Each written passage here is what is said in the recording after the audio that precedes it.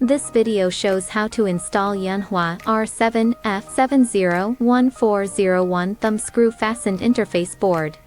1. Find the interface board installation area on the instrument according to the visual positioning mark on the interface board. Then remove the 2 screws on the instrument panel. 2. Find the correct positioning holes for D1 to D6 on the instrument.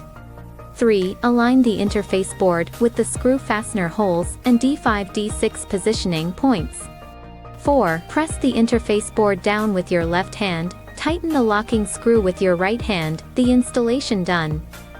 5. Confirm again that the interface board D1 to D6 positioning pins are completely aligned with the D1 to D6 positioning holes of the instrument.